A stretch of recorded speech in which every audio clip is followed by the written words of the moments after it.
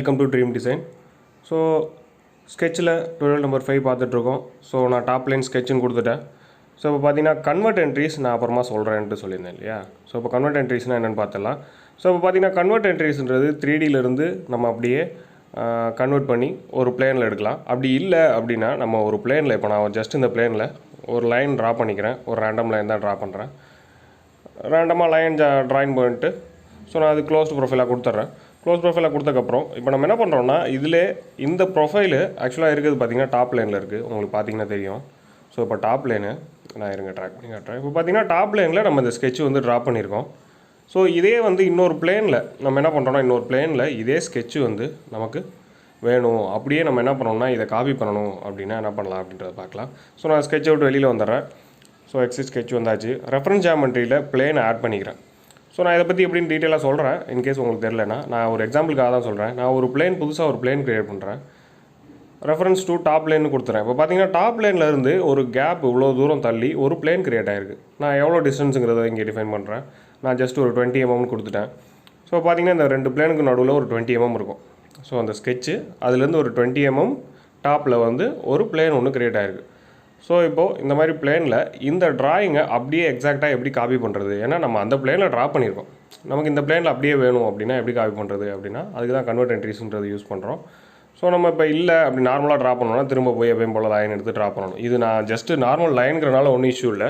In case நீங்கள் பெருசாக profile ஒன்று ட்ரா பண்ணிட்டீங்க, ட்ரா பண்ணக்கப்புறம் எப்படி காப்பி பண்ணுறது, எனக்கு பிளேனில் ஆஃப்செட் பண்ணணும்னா ஜஸ்ட்டு கன்வெர்ட் என்ட்ரிஸ்ன்னு கொடுத்துட்டு எந்தெந்த என்ட்ரி உங்களுக்கு கன்வெர்ட் பண்ணணுமோ எது வேணுமோ அதை மட்டும், இல்லை இன்கேஸ் எனக்கு இன்னர் ப்ரொஃபைல் மட்டும் வேணும் அந்த மாதிரி எந்த ப்ரொஃபைல் வேணுமோ அதை மட்டும் ஜஸ்ட்டு செலக்ட் பண்ணிவிட்டு நம்ம ஜஸ்ட்டு இதில் ஓகேன்னு கொடுத்திங்கன்னா அப்படியே அந்த ப்ரொஃபைல் வந்து இந்த பிளேனில் க்ரியேட் ஆகும். நான் ஜஸ்ட் இப்போ ஓகேன்னு கொடுக்குறேன். கொடுத்தோன்னே பார்த்தீங்கன்னா தெரியும் இப்போது ரெண்டு ப்ரொஃபைல் அதே மாதிரியே க்ரியேட் ஆகிடுச்சு.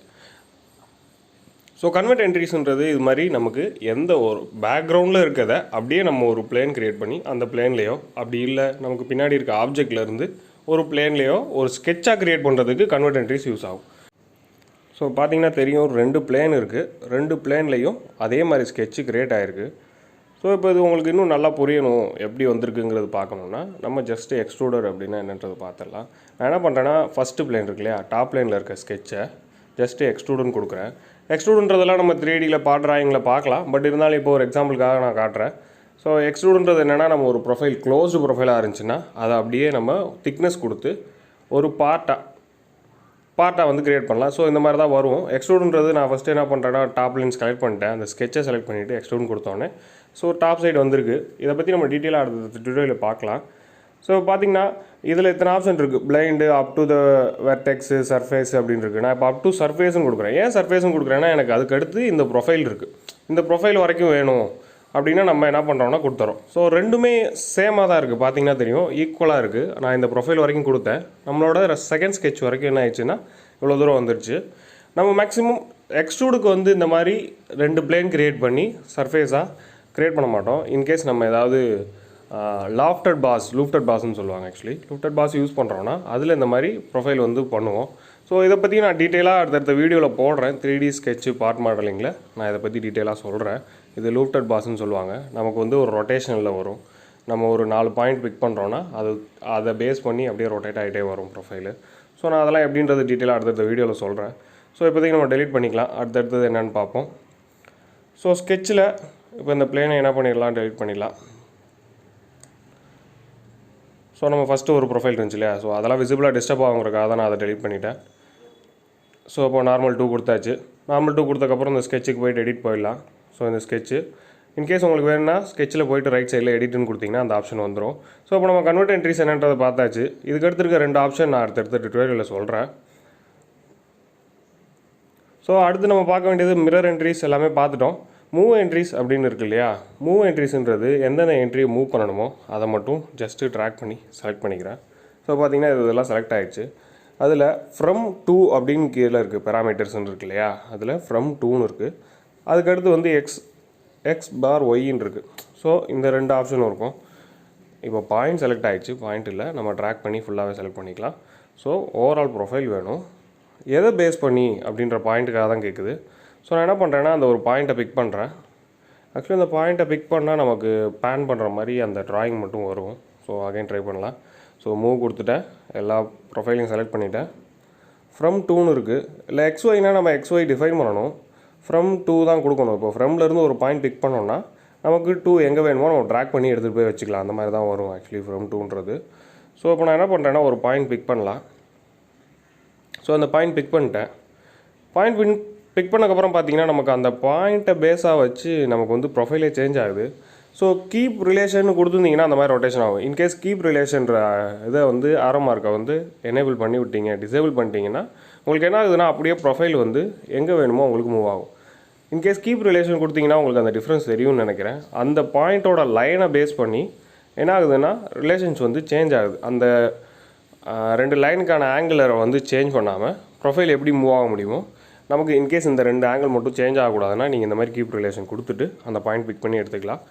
ஸோ மூவ் கமாண்ட் முடிஞ்சிருச்சு. அதுக்கடுத்து காப்பின்றது எப்படின்றத பார்க்கலாம். ஸோ மூவ் என்ட்ரிஸ்க்கு அப்புறம் காப்பி என்ட்ரிஸ்ன்னு இருக்குது. ஸோ காப்பி என்ட்ரிஸும் பார்த்தீங்கன்னா அதே மாதிரி தான் ஆப்ஷன். நம்ம ட்ராக் பண்ணி எல்லா ப்ரொஃபைலையும் செலக்ட் பண்ணியாச்சு. அதுவும் ஃப்ரம் XY தான் இருக்குது. ஸோ நம்ம என்ன பாயிண்ட்டோ அதை செலக்ட் பண்ணணும். ஸோ ஸ்டார்டிங் பாயிண்ட்டுன்றதில் கிளிக் பண்ணிவிட்டு நான் இந்த பாயிண்ட் பிக் பண்ணுறேன். இப்போ பார்த்தீங்கன்னா பிக் பண்ணோடனே நமக்கு ப்ரொஃபைல் அப்படியே என்ன ஆயிடுச்சுன்னா காப்பி பண்ணி வந்துடுச்சு. ஜஸ்ட் இது காப்பி பேஸ்ட் மாதிரி தான். AutoCADல யூஸ் பண்ணியிருந்தீங்கன்னா காப்பி பேஸ்ட் மாதிரி தான் வரும். ஸோ காப்பி என்ட்ரிஸ்க்கு அப்புறம் ரொட்டேட் என்ட்ரிஸ்ன்னு இருக்குது. ரொட்டேட் என்ட்ரிஸுமே அதே மாதிரி என்ன ப்ரொஃபைலில் ரொட்டேட் பண்ணணுமோ அதை மட்டும் செலக்ட் பண்ணிக்கிறேன். செலக்ட் பண்ணிவிட்டு ரொட்டேட் ஃப்ரம்ங்கிறத கொடுத்து ஒரு பாயிண்ட் பிக் பண்ணுறேன். பாயிண்ட் பிக் பண்ணக்கப்புறம் பார்த்தீங்கன்னா இதில் செகண்ட் ஆப்ஷனாக என்ன டிகிரி ரொட்டேட் பண்ணணும் அப்படின்றது கேட்குது. நான் 90 டிகிரின்னு கொடுக்குறேன். உங்களுக்கு ஆன்டி கிளாக் வைஸ் ரொட்டேட் ஆகிருக்கு. இன்கேஸ் உங்களுக்கு கிளாக் வைஸ் வேணும்னா -90 டிகிரின்னு கொடுத்தீங்கன்னா அதுக்கு அந்த மாதிரி ரொட்டேட் ஆகிடும். பார்த்தீங்கன்னா ஸ்கேல் என்ட்ரிஸ்ன்னு இருக்குது. ஸ்கேல் என்ட்ரிஸ்லேயே அதே மாதிரி என்ன ப்ரொஃபைல் வேணுமோ அதை நம்ம ஜஸ்ட்டு செலக்ட் பண்ணிவிட்டு எவ்வளோ ஸ்கேல் பண்ணணும்னு கொடுக்குறோம். இன்கேஸ் நமக்கு ட்ராயிங் கொடுத்துருந்த டைமென்ஷன் எல்லாமே வந்து இன்ச்சஸில் கொடுத்துருக்காங்க, நம்ம அதே கவனிக்காமல் ட்ராப் பண்ணிட்டோம், அதை எம்எம்மாக கன்வெர்ட் பண்ணணும்னா நம்ம இன்கேஸ் வந்து இன்ச்சஸ்லேருந்து எம்எம்மாக கன்வெர்ட் பண்ணுறப்போ நம்ம ஸ்கேல் ஃபேக்டர் எவ்வளோ பண்ணுவோன்னா ஒரு இன்ச் அப்படின்றது ஆக்சுவலாக ஒரு எம்எம் கன்வெர்ட் பண்ணணும் இல்லையா. ஒரு இன்ச்சுன்றது எவ்வளோ எம்எம்னா 25.4 mm வரும். ஸோ நான் என்ன பண்ணுறேன்னா இப்போ 25.4 mm கொடுக்குறேன்.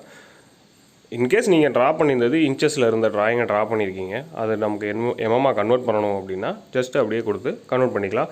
இதுக்கு தான் மேக்ஸிமம் ஸ்கேலிங் யூஸ் பண்ணுது. மோஸ்ட்லி ஸ்கேலிங் ஃபேக்டர் வந்து யூஸ் பண்ண மாட்டாங்க. கடைசியாக செக் பண்ணும்போது டைமென்ஷன்ஸில் இஷ்யூ இருந்தால் தான் ஸ்கேலிங் ஃபேக்டரே கை வைப்பாங்க. ஏன்னா நீங்கள் ஸ்கேலிங்லலாம் அடிக்கடி கை வச்சிங்கன்னா டைமென்ஷன்ஸ் மாறுறதுக்கான சான்சஸ் இருக்குது. ஸோ அதனால் மேக்ஸிமம் யூஸ் பண்ண மாட்டாங்க scaling factor. In case inches to mm to inches இருக்குன்னா நீங்கள் அதை கன்வெர்ட் பண்ணிக்கலாம். ஸோ அதுக்கடுத்து இருக்குது ஸோ ஸ்கேலிங் பார்த்தாச்சு. நான் ஜஸ்ட்டு ப்ரொஃபைல் ஸ்கேல் ஆனது அப்படியே இருக்கட்டும், ஒன்றும் இஷ்யூ இல்லை. ஸோ இப்போது அடுத்து இருக்கிறது ஸ்டெச் என்ட்ரிஸ்ன்னு இருக்கு இல்லையா. ஸோ இந்த என்ட்ரிஸ் வந்து ஸ்டெச் பண்ணிக்கலாம். ஏதோ ஒரு பாயிண்ட் இப்போ நான் என்ன பண்ணுறேன், இந்த ரெண்டு லைனை பிக் பண்ணுறேன். பிக் பண்ணிவிட்டு ஸ்டெச்சுக்கான ஒரு பாயிண்ட் பிக் பண்ணுறேன். பாயிண்ட் பிக் பண்ணிட்டு அந்த லைனை பிடிச்சி அப்படியே ஸ்டெச் பண்ணேன்னா எவ்வளோ தூரம் வேணுமோ அந்தளவுக்கு ஸ்டெச் ஆகி வருது. ஸோ ரெண்டு பாயிண்ட் தானே, இதுக்கு எதுக்கு நான் இப்போ ஜஸ்ட் இந்த பாயிண்ட்டை பிக் பண்ணிவிட்டு அப்படியே ட்ராக் பண்ணால் கூட வருது அப்படின்ற மாதிரி சொல்லலாம். ஸோ ரெண்டு பாயிண்ட் மட்டும் இல்லை, நான் உங்களுக்கு இன்னொரு ஆப்ஷன் காட்டுறேன். ஸோ இப்போ என்ன பண்ணுறேன்னா அகைன் ஸ்டெச் என்ட்ரிஸ்ன்னு கொடுக்குறேன். ஸ்டெச் என்ட்ரிஸ் கொடுத்துட்டு நான் என்ன பண்ணுறேன்னா இப்போ ஒரு 4 பாயிண்ட்டை செலக்ட் பண்ணுறேன். 4 பாயிண்ட்டாக நியர்லி 6 லைன் இருக்குது இல்லையா. ஸோ இப்போ கொடுத்துட்டு ஸ்டெச் என்ட்ரிஸ்ன்னு கொடுத்தேன்னா இப்போ உங்களுக்கு தெரியும்.